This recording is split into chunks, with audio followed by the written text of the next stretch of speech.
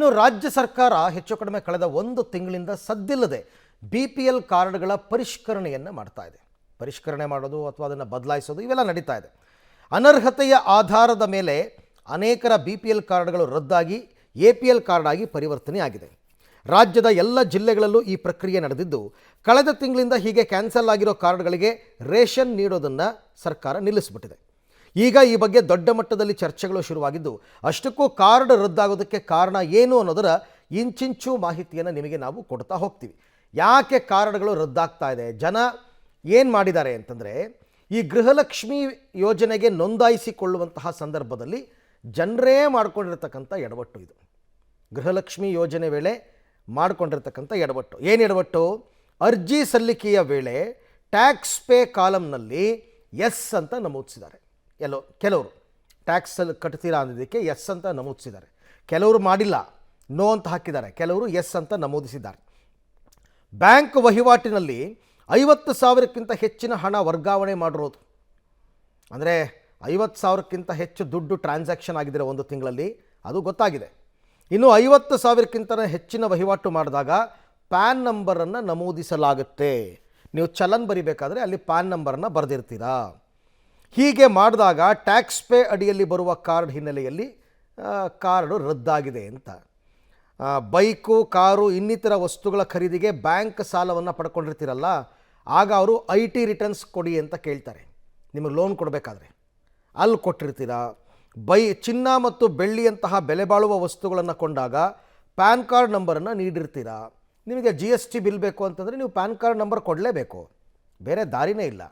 ಆಮೇಲೆ ಎಲ್ಲದಕ್ಕಿಂತ ಹೆಚ್ಚಾಗಿ ಇಷ್ಟೆಲ್ಲ ಡೀಟೇಲ್ಸೇ ಹೇಳೋದು ಬೇಡ.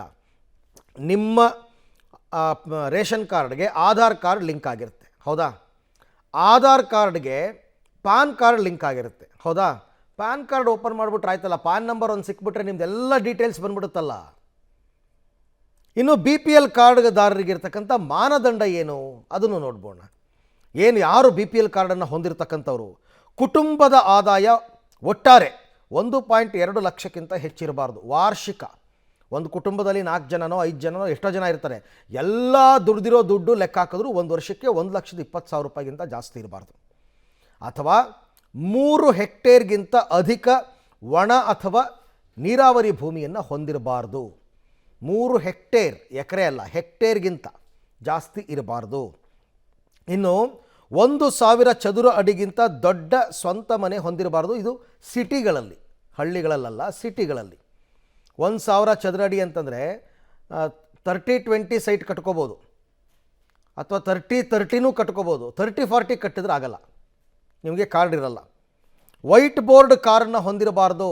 ಯೆಲ್ಲೋ ಬೋರ್ಡ್ ಇರ್ಬೋದು ನಿಮ್ಮ ಹತ್ರ, ಅದು ಯೆಲ್ಲೋ ಬೋರ್ಡು ಬಿಸ್ನೆಸ್ ಪರ್ಪಸ್ಗೆ, ನಿಮ್ಮ ಸ್ವಂತಕ್ಕೆ ಅಂತ ವೈಟ್ ಬೋರ್ಡ್ ಕಾರು ನಿಮ್ಮ ಹತ್ರ ಇರಬಾರ್ದು. ಜೊತೆಗೆ ಸರ್ಕಾರಿ ಮತ್ತು ಅರೆ ಸರ್ಕಾರಿ ಕೆಲಸದಲ್ಲಿ ಇರಬಾರ್ದು. ಸರ್ಕಾರಿ ಅಥವಾ ಅರೆ ಸರ್ಕಾರಿ ಕೆಲಸ ಯಾವುದೇ ಆಗಲಿ, ಗೌರ್ನಮೆಂಟ್ ಅಂಡರ್ಟೇಕನಲ್ಲಿ ಬರುತ್ತಲ್ಲ ಅರೆ ಸರ್ಕಾರಿ ಕೆಲಸ, ಅಂದರೆ ಉದಾಹರಣೆಗೆ BMTC, KSRTC, ಇಂಥ ಕೆಲಸದಲ್ಲೂ ಇರಬಾರ್ದು. ಹಾಗಿದ್ದರೆ ಮಾತ್ರ ನೀವು BPL ಕಾರ್ಡ್ ಹೋಲ್ಡರ್ ಆಗೋದಕ್ಕೆ ಅರ್ಹರು. ಸಿದ್ದರಾಮಯ್ಯನವ್ರು ಹೇಳ್ತಾರಲ್ಲ ಅರ್ಹರು ಅಂತ, ಇದೆಲ್ಲ ಇದ್ದರೆ ಅರ್ಹರು ಅಂತ ಅಷ್ಟೇ, ಇನ್ನೇನಿಲ್ಲ. ಇರ್ಬೋದು.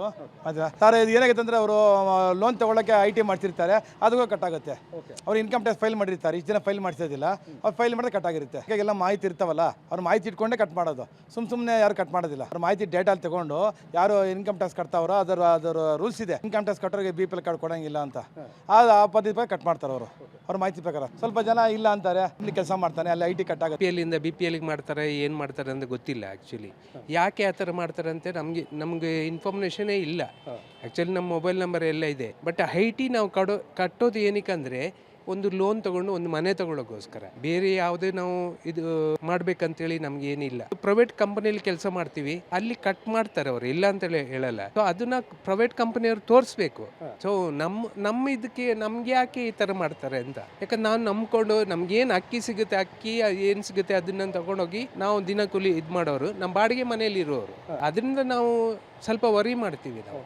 ಅಷ್ಟೇ. ಕಾರ್ಡ್ ಹೋಗುತ್ತೆ ಅಂತ ಹೌದು. ಇದೆ ಸರ್, ಅಂಥದ್ದು 3-4 ಕೇಸ್ ಇದೆ ನಮ್ಮ ಅಂಗಡಿನಲ್ಲಿ. ಅದರಲ್ಲಿ 3-4 ಜನ ಟ್ಯಾಕ್ಸ್ ಕಟ್ಟೋ ಅಂಥವ್ರು ನಮ್ಮಲ್ಲಿ ಬಂದು ವಿಲ್ಲಿಂಗ್ನೆಸ್ ಈ ಥರ ಯಾಕೆ ರೇಷನ್ ಕೊಡ್ತಾ ಇಲ್ಲ, ನಿಮ್ಮ ಕಾರ್ಡ್ ಕ್ಯಾನ್ಸಲ್ ಆಗಿದೆ ಅಂತ ಹೇಳಿದಾಗ ನಿಮ್ಮಲ್ಲಿ ಏನಾದ್ರು IT ಕಟ್ತಾ ಇದ್ದೀರಾ ಅಂತ ಕೇಳಿದ್ಕೆ ಹೌದು ನಾವು ಕಟ್ತಾ ಇದ್ದೀವಿ ಅಂತ ಹೇಳಿದರು. ಸರ್ ಇಲ್ಲ, ಕೆಲವು 1-2 ಕಾರ್ಡ್ನವರು ಇಲ್ಲ ಸರ್ ನಾವೇನು ಕಟ್ಟಿಲ್ಲ, ನಮ್ಮಲ್ಲಿ ಏನೋ ಕಾರ್ ಓಡಿಸ್ತೀವಿ ಅಂತ. ಅದಕ್ಕೆ ಹೋಗಿ ನೀವು ಆಫೀಸ್ ಹತ್ರ ಬೇಕಾರೆ ಹೋಗಿ ಫುಡ್ ಆಫೀಸ್ ಕಾಂಟ್ಯಾಕ್ಟ್ ಮಾಡಿ ಏನು